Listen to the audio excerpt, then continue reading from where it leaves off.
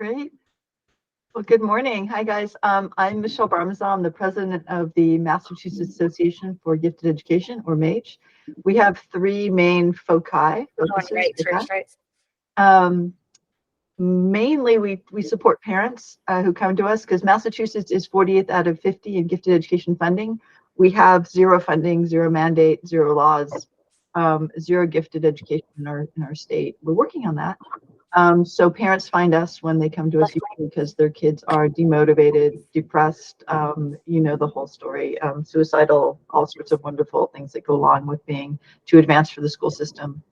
And then we have this legislative side where we educate the legislators on why they really need to pass laws on this. And then we have a teacher training side. And I am proud to say that after many years or several years of only teaching private school faculty and administration 2 weeks ago, we did our first teacher training in a public school in Massachusetts in probably about 30 years. And it went really well. They loved us and they're asking us back. Well, you're muted, Dr. Krug. Sorry, thank you. What was the topic of the training? Oh, it was Gifted 101, Gifted in 2E. But I don't have the slide. I was going to show my colleague very craftily put it as helping being more effective in differentiating your classroom teaching and helping the multi-tiered classroom and advanced learners. And then when they got in there, we started dropping the gifted word, and they said, "Oh, this is gifted, all about gifted. Why didn't you put that in the title?" And we said, "Well, would you have come?" And 3 of them said, "Oh, yes." And 2 of them said, "Not so sure." And the other 3 didn't say anything. Okay, interesting. Yeah, that makes sense. I like your approach. Thank you so much for sharing that so succinctly. Dr. Sullivan, thank you so much for joining today and for taking an opportunity to introduce myself and anyone who will be watching this on what you are doing in North Carolina. Well, my name is Dr. Sullivan. I'm the president of the North Carolina Association of Gifted and Talented, and I also work in the public school system, and I'm an adjunct professor. So I kind of have my fingers in all the levels a little bit just to kind of see the continuity. So we also have a 3-pronged approach. It's very similar to MAGE, but we are right now trying to refocus on parents. For a while there, we kind of lost our way with that, so we're trying to go back and be more mindful about supporting parents. We're happy to help you with that. Like, yay. and the same goes for you. Yeah, I just got back from conference shoot a couple days ago, and I'm heading to Sang in a couple days. So I feel like I am getting the full gifted immersion right now. And if you're interested in March, you can come to our state conference. And October is ours. I'm like, nice. Before I ask Dr. Matthews to introduce himself by phone, he's dialing in because he's juggling things this morning. Did the 2 of you know each other before this call? No. Okay, sweet. I love new connections. Unless we met on the G word. Were you on the G word or the state? I think your face looks familiar to me, maybe from the state affiliate meetings. Probably. Through NAGC. Yep. Well, thank you for this. And also in North Carolina, we have Dr. Michael Matthews. Are you still there? Yeah, I sure am. So hi, I'm Michael Matthews. I'm a professor of gifted education here at UNC-Charlotte. And so one of the areas that I study in my research is students who underachieve or drop out of school, gifted students in particular. And so then I also look at gifted education policy a little bit. I look at science and math a little bit. And I look at parenting and homeschooling of gifted learners. And so I'm happy to be here today and to connect with you guys and to see what other things we can do to help our students be more successful. Thank you. And for anybody new to joining this, my name is Allie Krug. I'm an epidemiologist, so a master's degree, no doctor, although I appreciate that, Danny.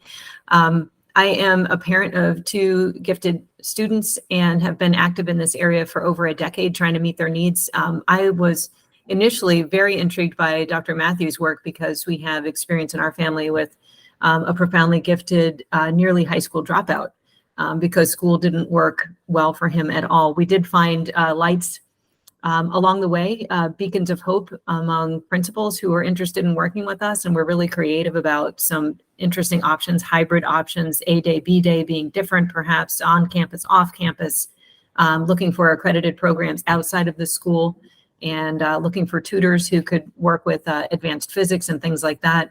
But then we started running into difficulties in Virginia, where the state requires a certain sequence of science courses in particular in order to graduate and get the advanced diploma, which is more stringent. Stringent's really the wrong word. It's more closed-ended than any other state in the nation, where it requires 3 different sciences specifically. So if you happen to be really into physics and you want to do, 3 years of physics and not necessarily take chemistry, that was not going to let you get an advanced diploma, despite having more than the required number of credits, despite having 46 college credits already, despite running all the way through linear algebra in high school. So it just seems like, well-intentioned policies can actually put roadblocks in the way of our HG/PG students really following their passions. And I'm sure that's not what legislators nor educators really want to do. So it's, again, well-intentioned policy throwing up barriers instead of taking them down. As a parent, I really care deeply about this. Whatever I am able to do for my own kid, I really want to make some movement in the policy circles. I feel like it's not enough to do something for my own child. I really want to rattle cages and create options for other kids who come behind, because I know not all parents have the fortitude to do this. Once they're done with their battling the system, they really are exhausted. And I've decided that I want to do all I can, because I do understand health policy. I think that I can bring some of the data fluency that I have to education policy, or at least I'd like to, and be able to highlight how different kids are in the classroom, what a challenge that is for teachers to have at least 7 grade levels of variation in capacity within a single classroom sometimes, especially because of the pandemic. The learning loss has just made it really difficult for teachers to provide the remediation we need, and not to even mention the advanced learners trying to meet their needs. So I think we're in an extremely difficult situation right now for gifted programming in general. Then you throw in the stigma attached to the word gifted. Then you throw on top of that the stigma associated with an underachieving gifted student. What in the world is that? And how does that happen? And I just felt like we needed to really join across state lines and do what we can to support the parents and also the educators and administrators in understanding what these interesting outliers look like, these edge cases. So the reason I wanted to start building bridges is because you each have expertise. You have expertise in teaching, in education, and also reaching parents, and in the literature.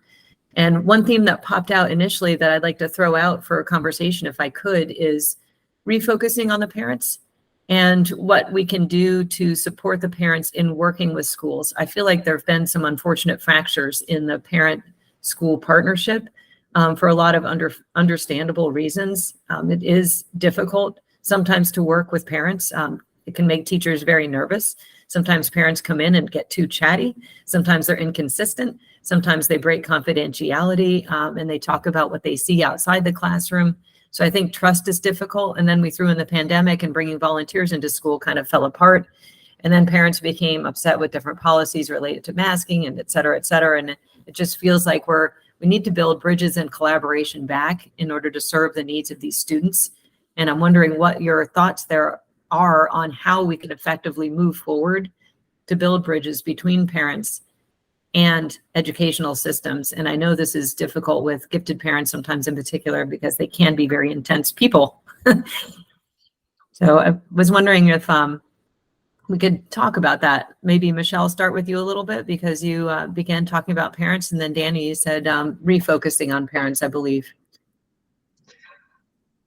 So many thoughts. So a lot of what you said, yes, is what we're living. I also got into this because my eldest ran about 4 years ahead academically, and we pulled him out of elementary school in the middle of 5th grade from a private school, took him to a public school who said he was too advanced, then took him to the middle school public school. They said he was too advanced.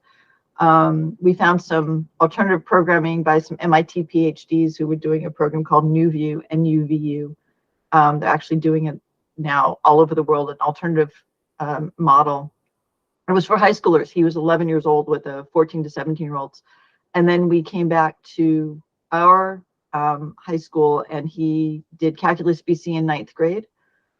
because he hadn't taken any formal math in a couple of years. And then did Stanford Online High School for several of his classes with the great support of a wonderful principal who then left right before his senior year. The new principal came in, and when it was time for him to graduate, said, "Why would I give him a diploma? He hasn't taken half his classes here." So my son doesn't have a high school diploma, but took 9 AP tests, got 5s on all of them. 2 of them just sat for the test, didn't take the class. National Merit Scholar finalist, 800s on the SAT. The high school took credit for all of that, but didn't give him a diploma. Wow. So we joked, he just graduated college with a degree in math last month, and we joked that it was the first time he'd graduated from anything since kindergarten. Congratulations. You've definitely been down this road, and you definitely understand the frustrations and the limitations. Yes, thank you. And every one of us at MAGE has a story, or starting their story. Yeah, no, pretty much has a story like that. Incredibly educated, brilliant people, basically told to, go take a long walk off a short bridge, short pier, when it came to their kids' education. Half the things that you just talked about, we presented to that school 2 weeks ago. We have the slide with these 7 levels in a school. We have a fabulous slide. I can maybe pull it up later and share it, that my colleague, my co-president, came up with the 6 different profiles of kids that you will see in a classroom, the 2E kids in the classroom that won't look gifted, but who will be gifted. And that was interesting. A lot of people took a lot of time to look at that. I actually wound up meeting with our Commissioner of Education right after that training, and he really took a long time looking at that slide. That's why I said we're making some progress here. We're in talks with the Department of Education to actually get some gifted back in the state. Yeah, I would love to see that slide. The only reason I just threw this one up is because sometimes we forget what a distribution curve looks like. And I found that taking a distribution curve of what we might see in a typical classroom to an administrator really helps them conceptualize the range of ability that could be there. And some districts are identifying up to 17% of kids. So there's within the top 17% of a population, you still have a lot of variation. Even if you're grabbing the 99th percentile kids, even within there, don't really know actually where they are. They could be 2 years ahead, or they could be 4, like your son and like mine, or even further.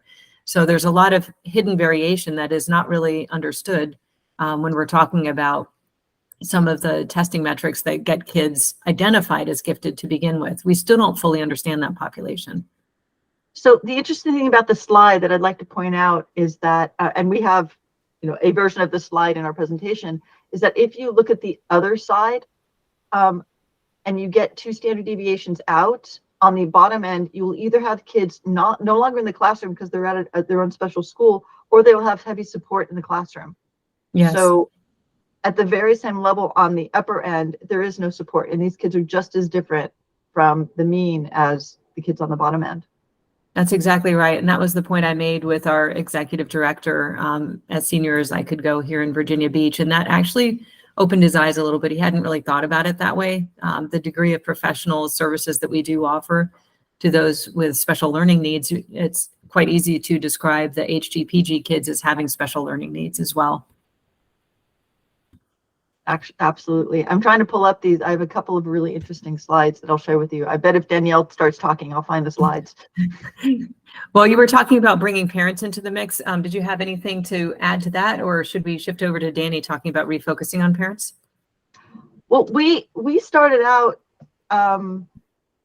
by addressing the needs of parents, because this MAGE is made in Massachusetts about 40 years ago. There was somebody in the Department of Ed whose main focus was gifted education. So, and MAGE was a partner with them, and MAGE provided teacher training for them. And then eventually that person retired about 20 years ago, maybe a little more, and was never rehired because that was in the whole midst of No Child Left Behind. The focus was on bringing up the bottom end. Top end, they can take care of themselves, right? They don't need support. And then slowly all those teachers who were trained have been retiring. So there is very little knowledge in the state, in the schools anymore. Every now and then we'll come across a teacher, an elder teacher who says, "Oh yeah, I remember when we did this," and but it's few and far between. So MAGE basically in its resurgence in the last 8 to 10 years that I've been involved with, basically turned to supporting the parents because it became a place where parents went when they couldn't find any other resources. And the Department of Education in Massachusetts has nothing on it anywhere about gifted. So they find us. And we just started creating community when we realized that all the problems that we were having in the schools was for a good reason, not a bad reason. And these kids who were special were being made to feel, not normal. We wanted to change that messaging. And by providing a way, a place, and a way for people to commune, get reassurance, find community, know that they're not alone. That's been our main mandate. And then we realized we had to do some other stuff on the side, which was where the legislative and the teacher training came in. That's awesome. Thank you for sharing all of that. That's amazing that you've become such a resource for the parents, and really surprising that so little is actually being done at the state level. So thank you for being there and standing in the gap. Yes, thank you. I commend you on the work too. We're in a little bit of a different situation in North Carolina because we do have state policy regarding gifted and talented, where the identification process is left to each district to choose how they will do that and how they will serve them. And those plans are revised every 3 years. We are partially funded by the state for these programs. And so that helps implement the programs a little bit. So it's a little different because there will be AIG specialists, or they might be called AIG teachers in every district, but that funding piece does kind of limit how much, right? And then whether or not it's locally supported by the district to expand those services is also a part of that. So we're in a little bit of a different situation, although we do have that sort of legislative piece.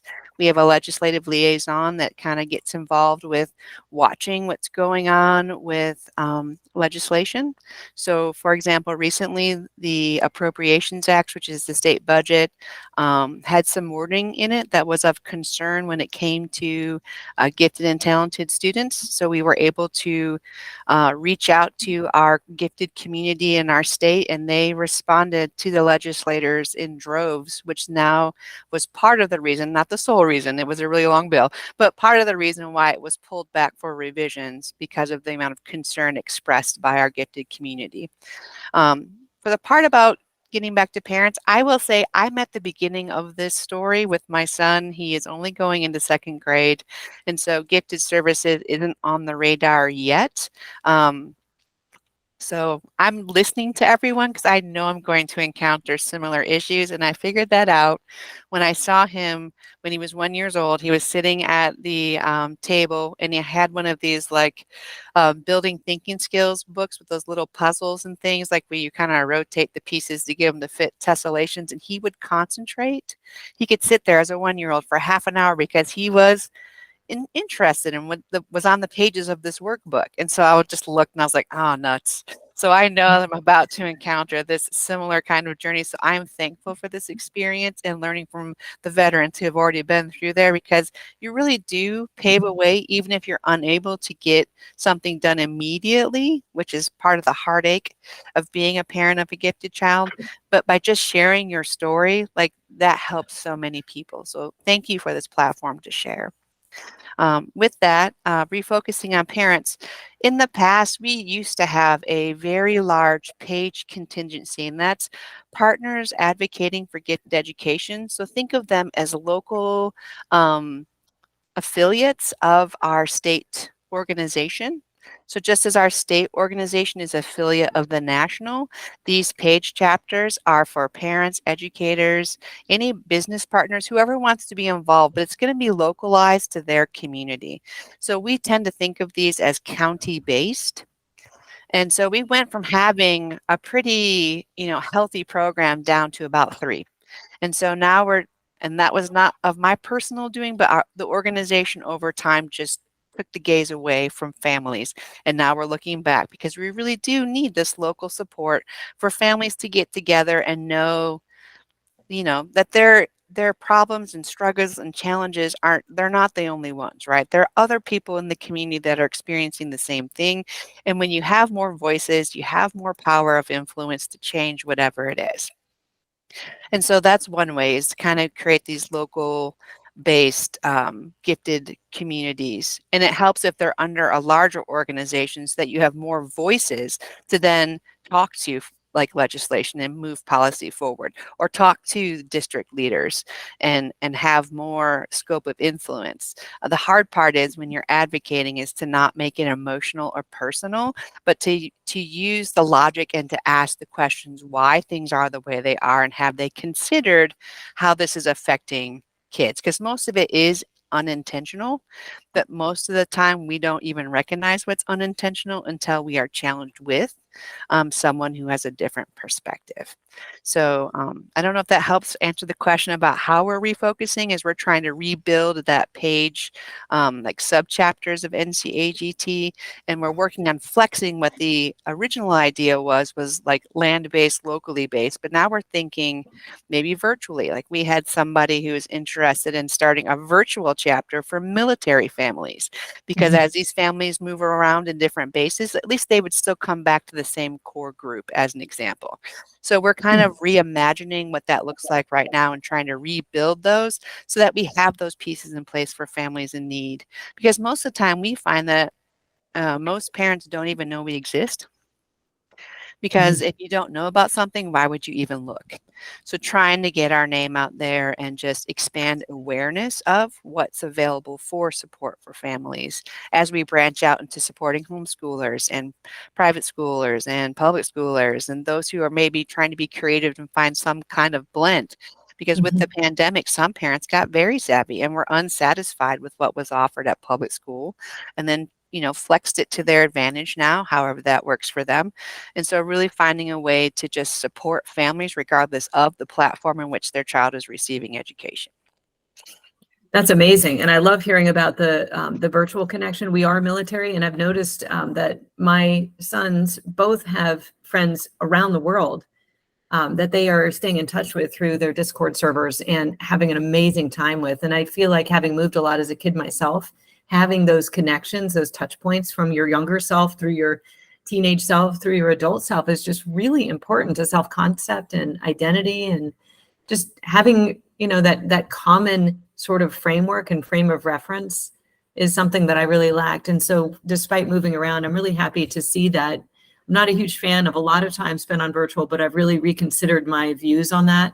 Understanding the social and emotional needs and the desire for connection and truly being known and understood despite moving around so often. So I think that's wonderful.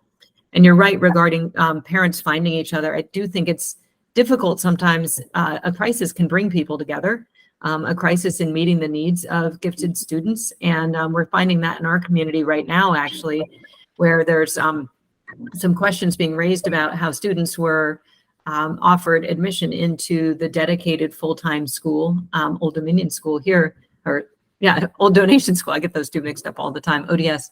And so that's kind of bringing a group of parents together who have some concerns. And I and others are really wanting to make sure that that energy, which is right now frustration, we somehow convert it into a positive energy to collaborate with the system. But I'm wondering if you have any suggestions, both of you, about how to constructively do that. Sometimes the system can seem to want to protect itself against change, and it can be very, very difficult to get any traction. And I have found from moving around that data opens doors. When good people have good data, they tend to make good decisions. And I have been able to work with principals and administrators in other districts using my skills as an epidemiologist pro bono to just say, let's look at our students, let's look at their profile in each class, let's look at variation, obviously de-identified.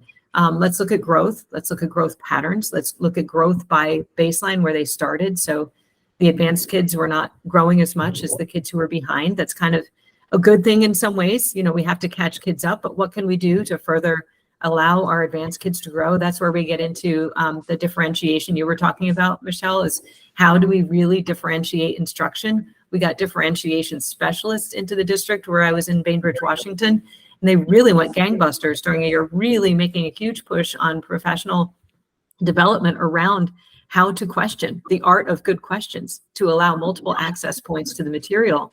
And we really saw the advanced kids actually start to grow within a year because we had the tools in place to measure where we came from and where we went. I'm finding here in Virginia Beach that, and we're probably not unique, that there is a dearth of data. We don't really seem to have good tools to allow us to pull populations apart and look at growth by subgroup. So one of my concerns as a parent epidemiologist and someone who cares about education for all children, I founded a nonprofit during the pandemic, Moms for Math, to address what I knew would be a catastrophe for math education for our most at-risk students, our underprivileged students. So I care about all students. I really care about growth for all, and the ones who seem to be affected by the poor differentiation and poor data are advanced kids.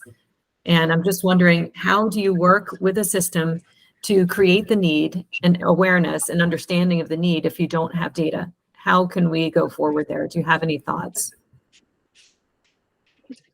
There is, IQ is not something that's usually tracked, so it's hard. I mean, this is the quintessential problem that we have. There was an organization started that I was involved with years ago called GROW, Gifted Research and Outreach.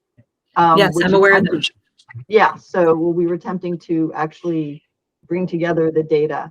But the data that you're looking for is how many kids are dropping out. There was a report that was done. I'm in Boston, so we're very close with Harvard. And there's a professor who actually lives around the corner from me, and I just had coffee with a couple days ago, who did a report. It's on the it's on the Harvard website. And it basically said that something like 18% of the top 11% of students, was it Massachusetts or across the country? I can't remember. Were not going to college. And I actually have that. It's on our website. Now okay. I posted that report on the MAGE website under resources. Unless you're looking at school data of how many kids are dropping out and comparing that to state testing. Again, state testing, at least in Massachusetts, only captures the public school kids, not the private school kids. There's ways of looking at it that way. I was actually trying to look at ways for us to measure academic growth in a year, whether it's in reading or math. I don't know what you're doing in North Carolina or Massachusetts, but in our district in Washington State, for instance, we used NWEA's MAP scores for some time. I'm actually not even sure if they're still using those, but if we are able to look at student growth during a year, then we can see if they're getting effective differentiated instruction. For instance, there's a lot of ways we can serve our gifted kids. We can do the cluster model. We can do a full-time dedicated day school. We can do school within a school. But all of these ideas are really just ideas until we measure whether or not they're effective. Otherwise, we don't know what resources to throw at them. We don't know if we need more gifted teachers, more GRTs, better clustering. I mean, I feel like we're flying blind. Do you have measurement? Go ahead. This is one of the mandates that MAGE is working on, because the current testing is not doesn't go up and down with the kids. So we've got state testing, and it'll tell you whether the kids are at 3rd grade. It'll tell you whether the kids are at 6th grade. It'll tell you whether the kids are at 10th grade, but it won't go up. It won't grow with them. So that's one of the big pushes that we're trying to do, because each individual district is doing their own testing, additional putting kids additionally to the state testing. We did see, for example, a few years back, that there was a big push of not a big push. There was a big chunk of they divided the kids by Black, brown, Asian, white, and there was a big chunk of Black and brown kids in the upper echelons of the 3rd grade, and then 49% of them dropped out in the 6th grade, and that got attention. Because we're saying these kids aren't getting dumber. We're just not providing anything in the schools to support them, and only people who have money outside of the schools can afford to do that. And therefore, it's pushing up the white and Asian kids. Interesting. Yeah. Danielle, what do you have as far as insights regarding growth measurements for students to evaluate whether or not gifted services are working in the district? I believe they're on the state report cards that come out every year. So you can look up your individual district to see, and you can actually compare your district to other districts or your school to another school right on the North Carolina Department of Public Instruction website. So if you Google North Carolina, state report cards, education, you can find whatever you need. And I think it goes back to 2000, before the pandemic, 2018-ish, I think is how far you can go back. But something to keep in mind is our AIG subgroup is all AIG kids.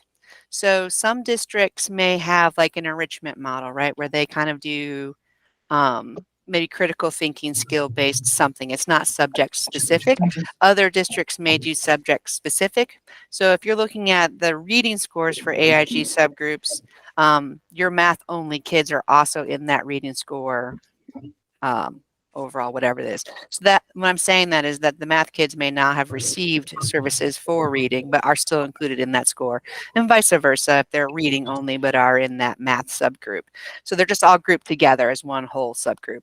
And I think you can, and I get confused because I'm a district employee too, so I do see things that parents cannot see. I think you can also break it down by ethnicity, and also I think you can see your EC kids on there too, but I don't think they have a column for twice exceptional, which in our state is defined as a student who has an IEP or an individual education plan and is also identified as academically and intellectually gifted in something. So that's how our state defines 2E.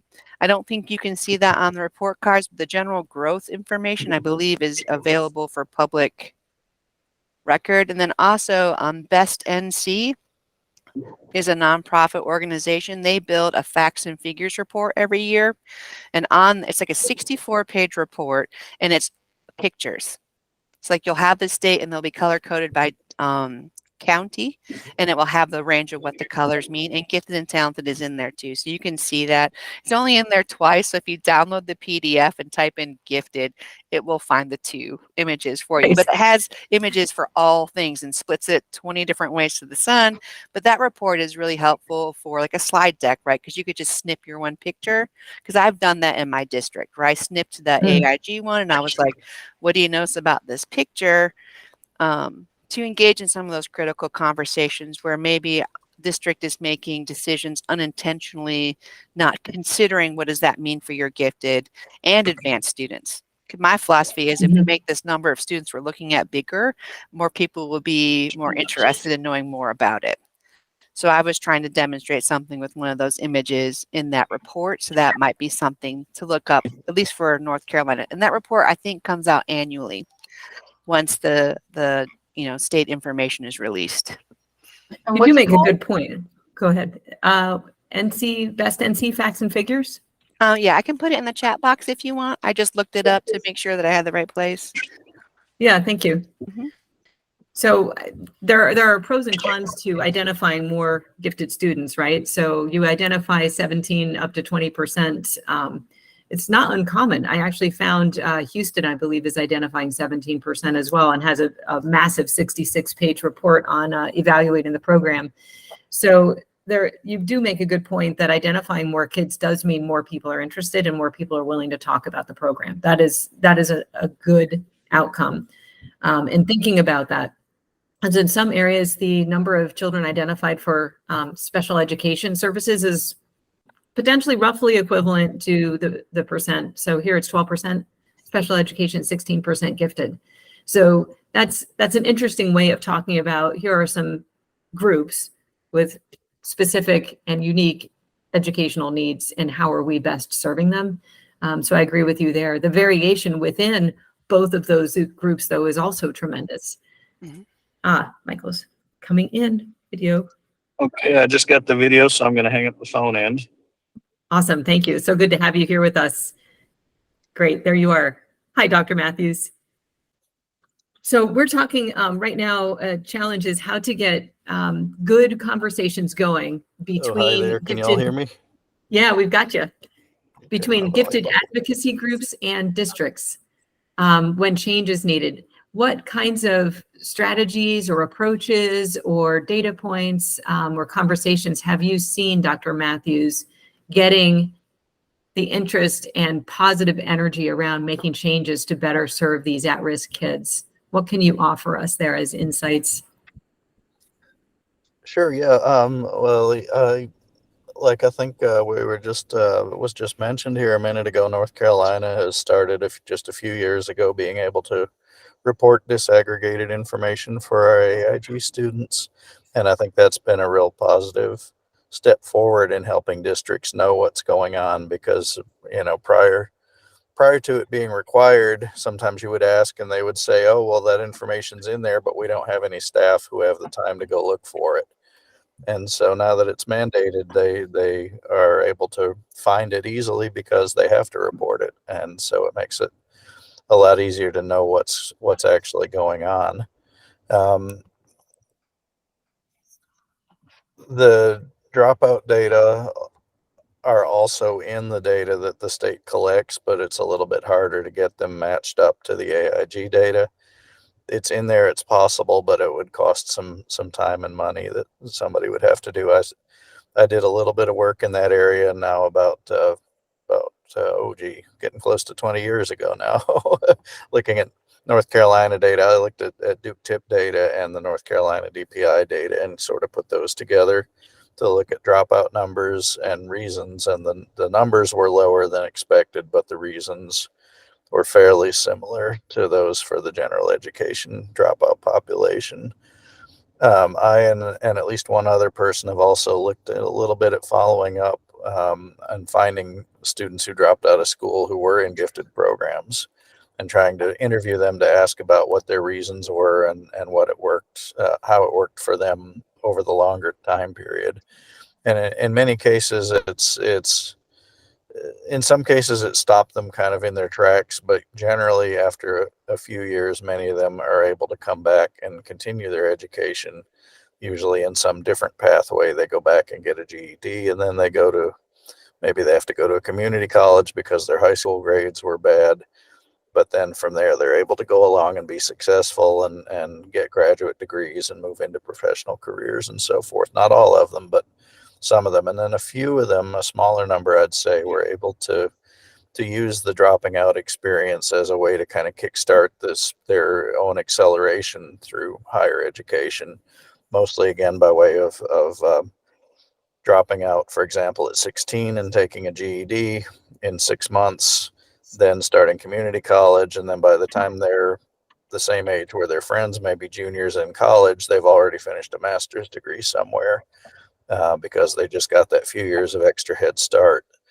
And I think the biggest changes I would like to see would be more guidance for school principals and leaders about letting students be able to accelerate and skip whole grades, because I think we know that works really well in many cases, but it's probably the least used intervention that we have of all the different things that we know that work for high ability learners.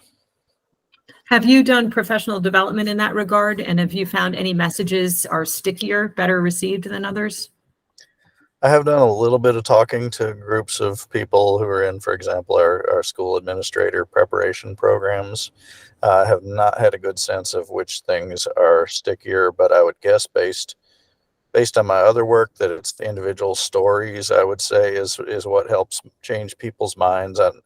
I know I went to the CEC had a special education legislative summit where just last week, in fact, where we went up to the Capitol Hill in Washington, D.C. and went to our legislators and advocated for increased and better support for funding for gifted and special education.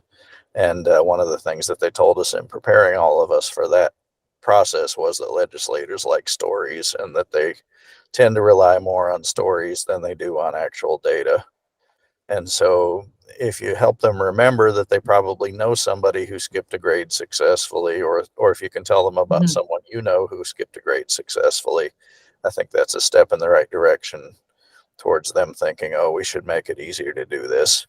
Again, it doesn't mean it has to be a change that comes through the legislature. It could be something that the State Departments of Education could also put policies in place that would make it easier and more likely to happen. But when there's no formal policy, which is the case in many states the last time I looked, then it really comes down to, does the individual principal believe in it or not?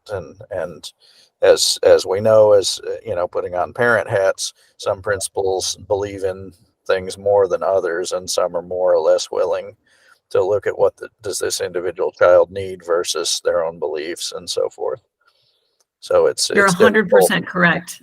My decade of experience says it comes down to the principal 100%. Mm-hmm. And as a data person and a policy person, that's extremely frustrating, because when you have one person's views become so important, then we automatically introduce inequity into a whole system where we have access for some students and not for others, just simply based on maybe a relationship between a parent and a principal. Maybe they get off on the wrong foot, So how can we, I heard you say stories, and with the three of us on the phone, I know we have access to a dozen people who have skipped a grade successfully. I'm kind of wondering what we can do with that to get these kids' voices heard. My own son, for instance, wrote for his dual enrollment college course in high school. He wrote what he would do differently. He basically wrote a high school redesign template.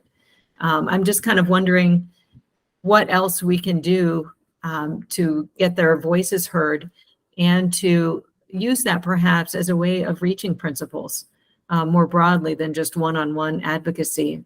Michelle and Danny, do you have any thoughts there? What's become really clear to us is getting things in print, op-eds in the local newspaper, whether it's your town, your district, the big city. We've got little Newton newspapers, we've got the Boston Globe, we've got the New York Times. If you want to get on a national level, just getting some press. There's all sorts of little magazines that are being printed up all the time. Even your school article, which then gets put online and then can get some traction. I mean, you're talking about stories. That's the one thing we have tons of, unfortunately. In Massachusetts, until last year, people thought it was illegal to skip. We were advocating for parents. We would go to meetings with them, and the superintendent or the principal would say, oh, well, we're not allowed to do that, it's illegal. And so we had a meeting with the commissioner, and we said, this is the information that's out there. And last year he put a little note in his weekly newsletter, which apparently gets read across the state, saying it's not illegal to skip people in Massachusetts. And since then, we've not heard it, not once. Now, that being said, 3 weeks ago, I got an email forwarded to me by a parent who's moving in from out of state. Their kid is 7 and wants to go into 3rd grade. And the principal at that school said, I know it's not against the rules, I can't find anywhere, but I've never done that in the past, and I'm not going to start now. So right. I've been told before too that, our experience was a once in a decade, once in 2 decades for this particular school district that we were in. And I believe it. When you really do have edge cases, it can be a once in a decade student for an educator to see or an administrator to see.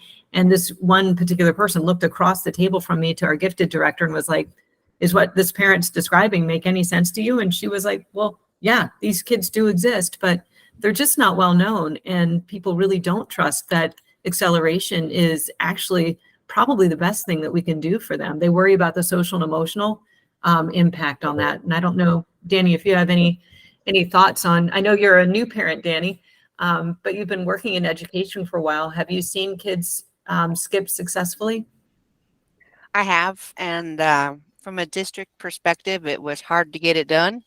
And then it was really difficult to support the family when the teacher pushed back and the principal pushed back. It was so, I'm just still amazed by how and why that happened, because as educators, aren't we in the business of supporting students in their learning and what they need? But it turned out that these teachers went out of their way to smite this child, to show them that there was no way that he was as gifted as he thought he was. And I don't understand why we push so hard for the advanced or accelerated kind of idea when we open the arm, except when students are multiple grade levels below where they're supposed to be. And, I think a lot of that deals with how teachers are trained. I'm not saying it's an IHE I don't think any of this is done on purpose. We just stick with what we know and what's comfortable. So as an educator, we're really good at prescribing how to remediate somebody on something, but we are terrible at pushing the envelope to get outside the box to embrace the unknown.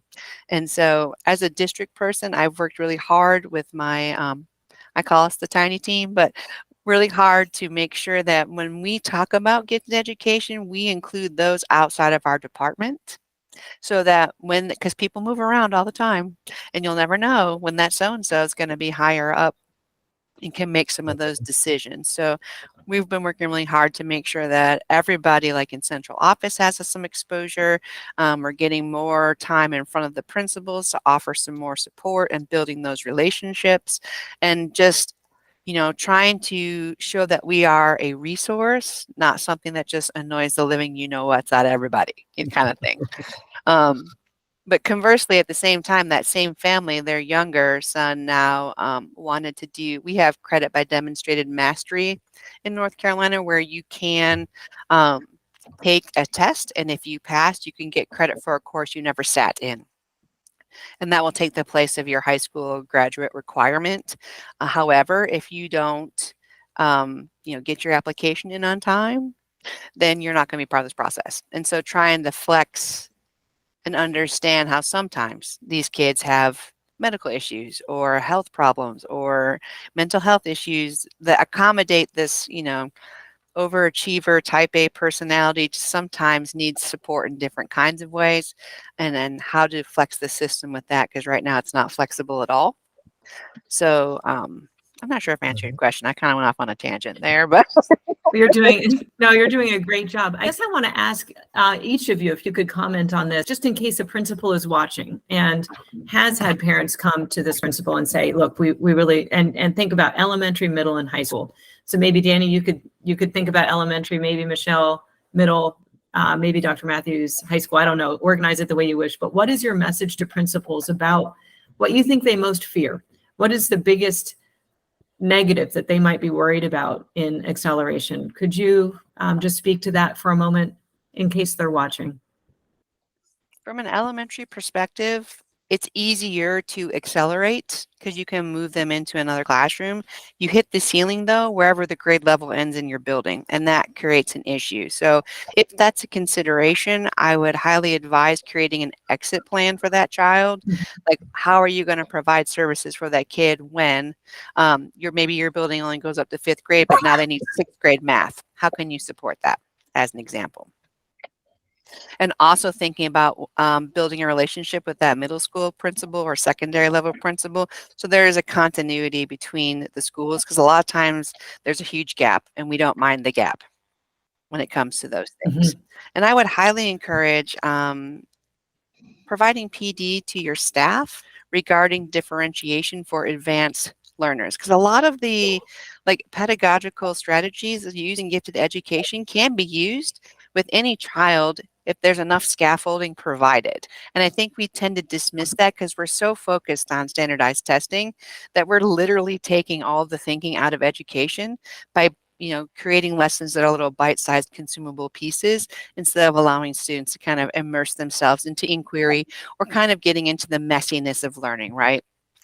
And so I think I would highly encourage principals to understand that their belief system echoes in the hallways, and to be open to providing PD in things that maybe they're not the experts in, because there's probably somebody in the district or in a surrounding district that knows something about whatever you're looking for.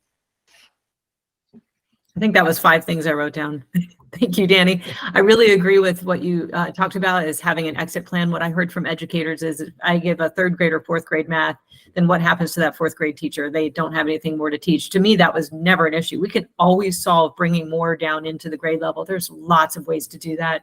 You can even say to a child, you can master out of this test. It's a 40 question math test. Teacher, pick the 10 hardest problems out of the 40. And if they get 90%, they don't have to do all of the 40 problems. We have some of these kids who will absolutely not do work that they find tedious, and they can be, have what looks like oppositional defiant disorder at a very young age and be really hard to work with. There are all kinds of ways to modify and establish mastery, if we don't believe, like we have this tendency to not believe they're really as smart and capable as they actually are, we distrust them for some reason. Even parents do. How in the world do they really? We want to like test 3 ways, you know, to make sure that they actually get the concept, because we're afraid of, you know, the Swiss cheese model, right? Having holes in the learning. We're really afraid of that. But there are many, many ways to just validate the learning. We can do problem-based learning. We can ask them an interesting question. A good teacher can develop the confidence that the child actually knows what they're doing and allow them to move on. You made such good points there. Michelle, what are your thoughts? Yes, what you're talking about is compacting. I don't know if you're familiar with the term, where you basically give them, I'm seeing a lot of nods, so you know that you give them the final test pretty much on the first day, and if they know the material, then you find something else for them to do. Right. I just came from 4 days of learning all about curriculum at the Renzulli conference, the Confertute, because I've always had these conversations. I've come from a business background and a policy background, and I'm always coming to these conversations saying we need to do something for the kids, but I didn't have a picture in my head exactly what to do for the kids. And now coming from this conference, I now understand exactly what compacting entails. And it was really eye-opening. I mean, you wanted me to talk about middle school. It's pretty much everything that Danny just said. I mean, it's the same thing that we keep getting, you know, what are they going to do next year? And the other side of it, when you get into middle schools, you're talking about all these social skills, right? You know, but they're going to miss out on all the social interaction. They're going to miss out on the social skills. These kids, when they cross my path, so my focus tends to be highly and profoundly gifted. Actually, no, I'd say more profoundly gifted. Everybody sends the profoundly gifted kids my way. And it's rare that they don't already have the label ODD slapped on their forehead. So this oppositional defiant disorder, and which kind of confused me at the beginning. I didn't really understand what was going on until somebody said to me, how would you feel, you, as an adult, if you were in a room doing kindergarten work day after day after day?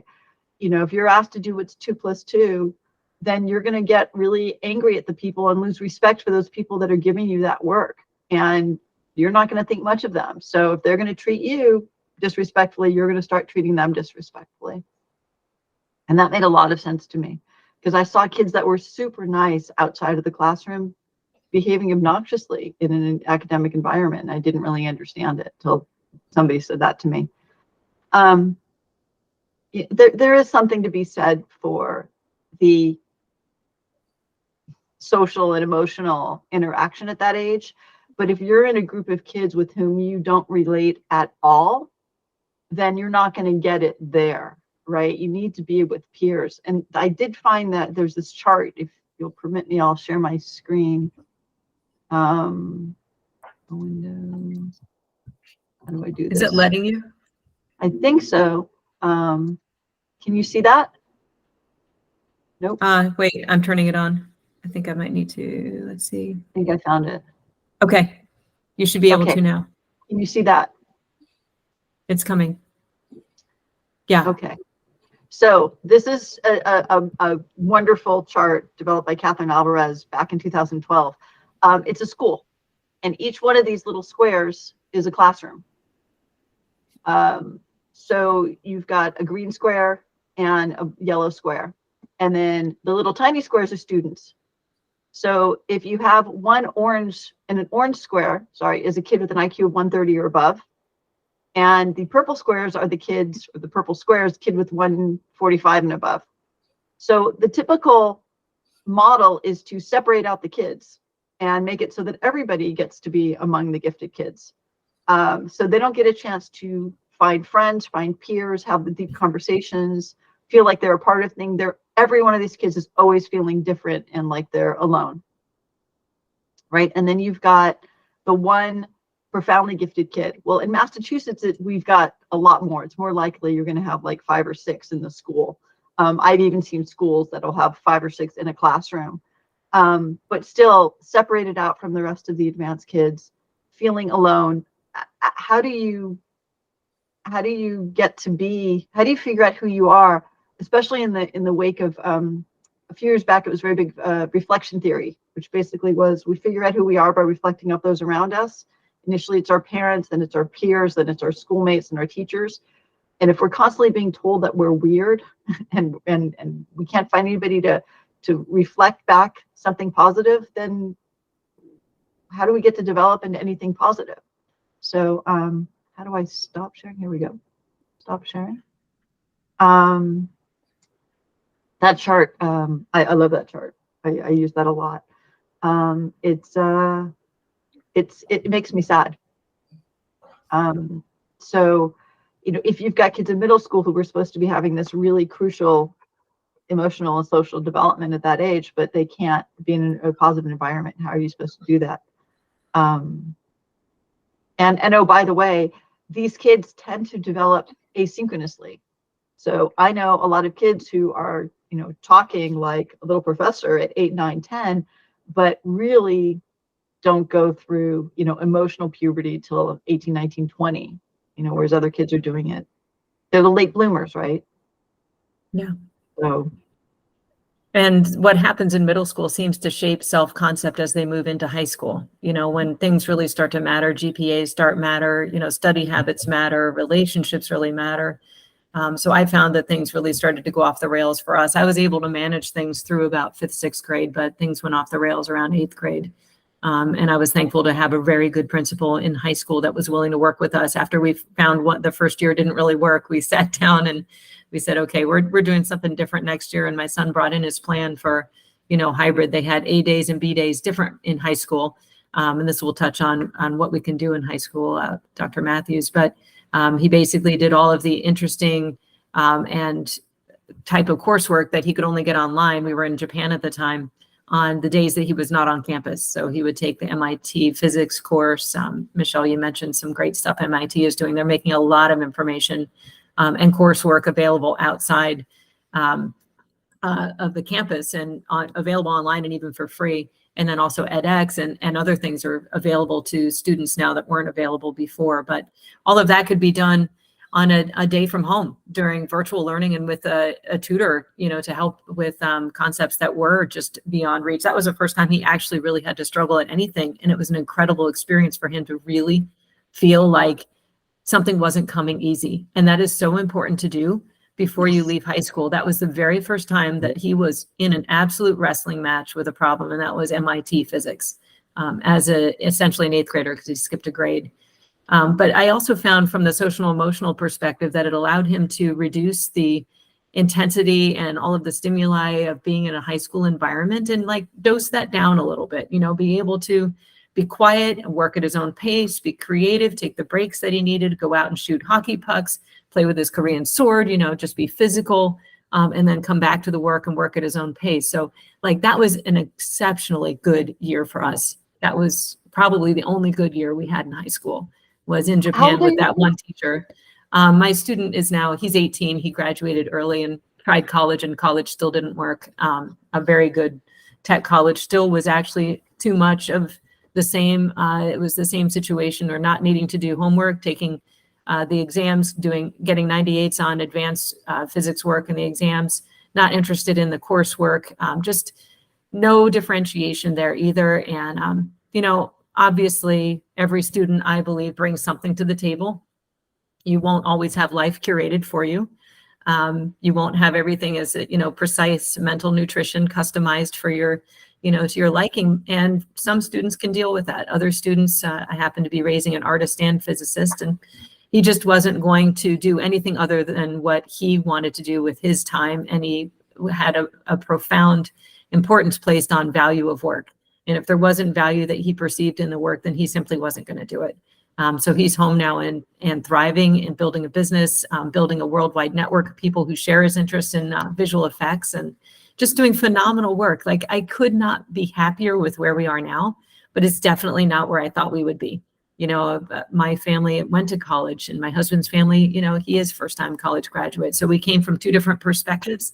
We thought we were giving our GI Bill to our firstborn son, and away he goes, 4 years of college. And that just isn't what was meant to be, but it was kind of a traumatic, eye-opening experience for me as a parent. And that's why I'm investing my life's energy in working with other families and with other students for whom school actually was harmful.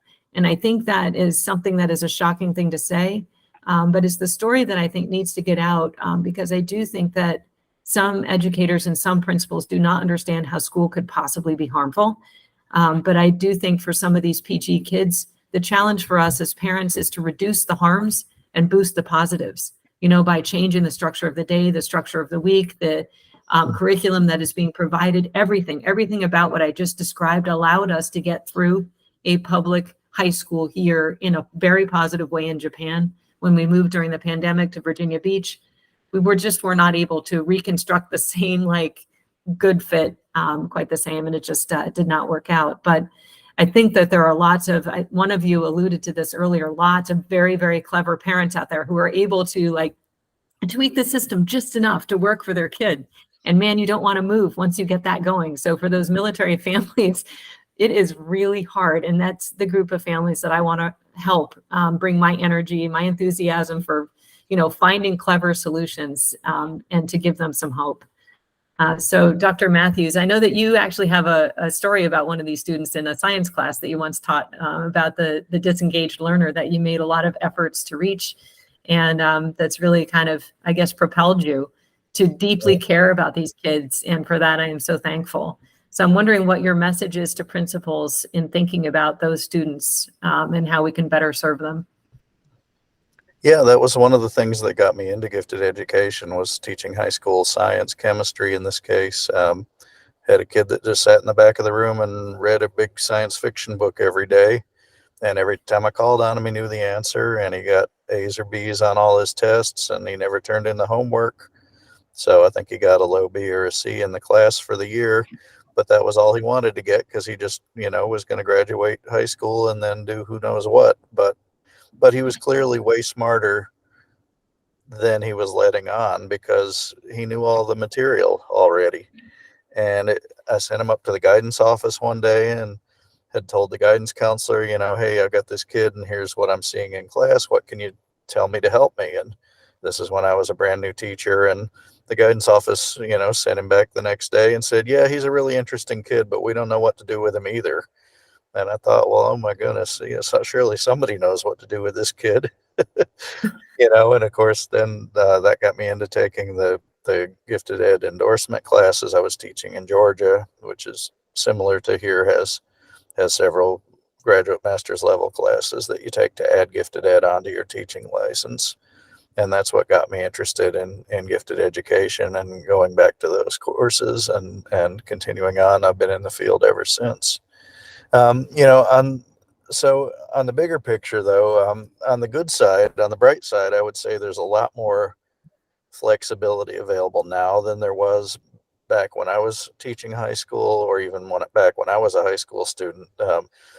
Back then, dual enrollment was this rare thing that hardly anyone ever did, and now it's hundreds and hundreds of kids doing it, starting even junior year of high school.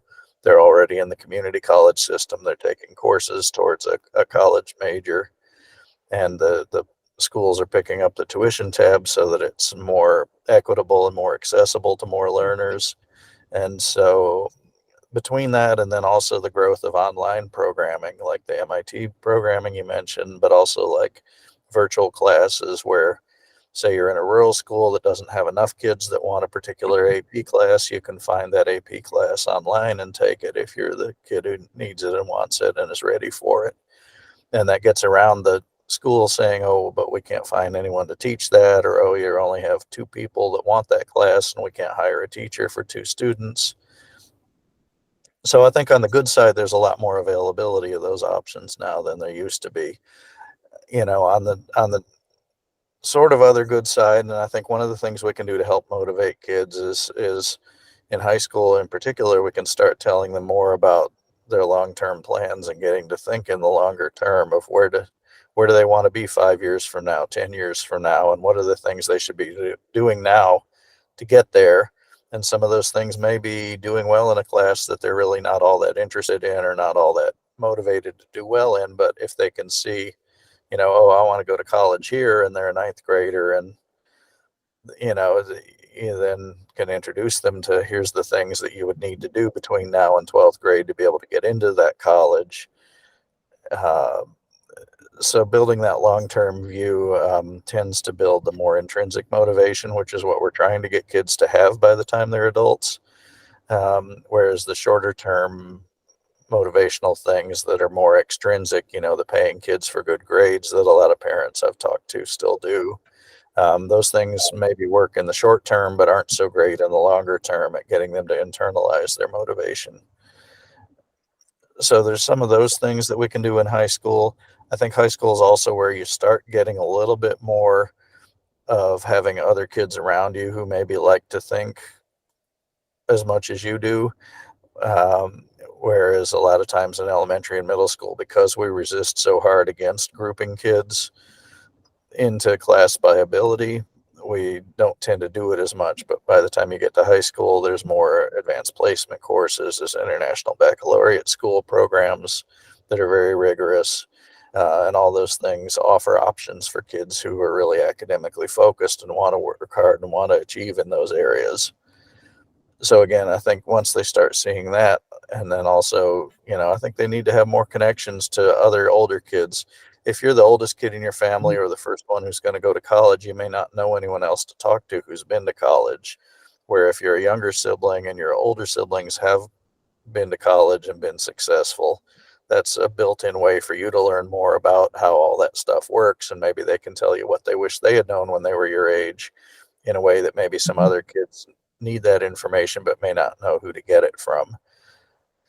And of course there are non-college pathways that people can be perfectly successful with, but a lot of the kids that we're talking about are the ones that have the ability to do the academic focus and are likely to have the kinds of professional careers that require a long education, often beyond even a bachelor's degree, to where you have to go on and you go to medical school, you become an orthodontist, you go to law school, any of those sorts of things. If you want to be in those professions, even if you want to be a politician, you really kind of need a law degree if you're going to understand the politics, because a lot of what I don't understand is all the good lawyer vocabulary that gets put into the laws, and I read them and and I'm reasonably bright, but I haven't had all that. Here's what this Latin phrase means. So it takes me a lot longer to read it than someone that would have had a law school degree would take for the same kind of things. So a lot of it is helping kids think about where they want to get to and how to get there at the high school level. Now, I still hear the same old objections to things like grade skipping. One of the big ones you hear is, but they're not going to be able to drive at the same age their friends are. And I don't know why all the teachers and principals think that's such a big deal. My kids. Not anymore. Nobody's driving now. But yeah, a lot of them now and their friends now don't even want to get a driver's license for whatever reason. So that doesn't seem to be an issue anymore, except the teachers think that's going to be the biggest problem your kid faces. Or they're not going to be able to drink when their friends can drink. Well, that's not till the end of college for most of their friends. But I've got some news for you. Undergraduates are probably drinking, regardless of whether they're 19 or 20 or 21. They probably know how to find a drink if they want one. And being a year younger than their friends doesn't really seem to hurt them very much in that regard. There's certainly the social development piece is important. From the parents' end, the main parent reason I hear actually is parents tend to, especially very young kids, tend to want to go the other direction and delay the kid going in a year. And often it's their boys they're talking about it prior to elementary school. They're saying either my son isn't socially adapted at all yet and really needs another year, or they're saying, I want my kid to play high school sports and I want them to be a year bigger and stronger than all the other kids when they go to try out for the football team or what have you. And so that's interesting because those then are being pulled back the other direction, and nobody seems to have a problem with that. But yet when you talk about going forward, all of a sudden everybody's thinking it's going to somehow cause all these problems, and it just doesn't. Typically, the other thing I tell teachers in schools is look for the Iowa acceleration scale. It's got really good guidance at laying out all the different things that you should consider for an acceleration decision, and it gives really solid recommendations. And if you go through that whole instrument and it says yes, this kid would benefit from acceleration, then if the kid wants to and the parents agree that they're okay with the kid wanting to be accelerated, why would you not let them do it? There's just no good reason not to at that point. Yeah, that's a really good tip. And, from the social emotional perspective, we can go the other way too. When I saw our child walking to math and then continued out onto recess with a grade older group, that was the first time I ever saw him actually walking the fence line in deep conversation with somebody and developing a friend. So that access to an upper level or an older person could actually be their intellectual peer that they can finally connect with. And the other thing that a lot of people don't appreciate is there's a decent number of kids who are well beyond a year ahead by the time, like, in fact, Johns Hopkins has found that roughly 20 to 30% even more start the year a year ahead. So we're really we really need to be thinking about grade acceleration is actually not this bizarre thing. In some cases, it's going to be in subject areas. Michelle, I know this was your experience. Ours too, 4 grades is actually where we need it to be. So I think that might be shocking to some, but we need to make that a more common conversation and actually take a hard look at the data. And things like PSAT 8-9 is actually above grade level testing for grades 3 to 6, I believe. So schools could actually use that to look for readiness to learn. If they're worried that they're actually not ready to read or do math at a certain level, pay for that test for that child and use it for above grade level testing and curriculum design. Now, I have to take a younger child to a dentist appointment he's really looking forward to going to. And I know we're approaching lunchtime, but I wanted to know way forward. I know MAGE has office hours once a month, correct? Once a week, every Thursday. Once a week. From 9:30 to 10:30. And how do people find you for that? Log on to, you go onto the website, the MAGE website's www.massgifted.org, and go to the parent section. And then there's, looking for help signs, and that'll take you to the page where you can find the link. It's a Zoom link. 9:30 to 10:30, and what day was it? It's on Thursday mornings. Thursdays, okay. And we are having our big conferences coming up October 15th, and that'll be in Cambridge, and we're going to have a lot of wonderful, great speakers there. And it's a big opportunity for Massachusetts to find community. So we have lots of parents that come, lots of teachers that come, lots of kids that come, wonderful kids program. And it's a great way for everybody to find each other, especially after COVID. That's awesome. Thank you for sharing that. Danny, do you have any regular groups or meetups or office hours similar so people can find you? No, but we might start. That's a great idea. We have something called the Parent Exchange, and right now it's like every other month. And so our next one is September 21st at 7 p.m. You can go to our website, www.ncagt.org, and you can register. And we have some discussion questions, and parents go to breakout groups, and then we kind of come back together. And our conference for the state is March 13th and 14th. I'm sorry, 14th and 15th. It's in Greensboro, North Carolina. And we usually have about 80 concurrent sessions, keynote speakers, and a lot of the bright minds in the gifted community come out to present. So it's a great time to kind of network within North Carolina if you're interested. That's great. Thank you for that. We actually, the office hours are usually for people who are in crisis and need help. We have monthly gatherings. Try to do them in person. We're getting to the point now where we're almost doing 2. We're almost doing some months we have an online talk and in person. So that's always on the calendar on the front page. Thank you. And I know Bright Links is an amazing group in North Carolina as well that people can look for, Bright Links. And I actually have office hours. I'm here in Virginia. So I'm very interested in working with military families, but anybody who needs help, people can find me at coachally.com. I just made it simple to remember.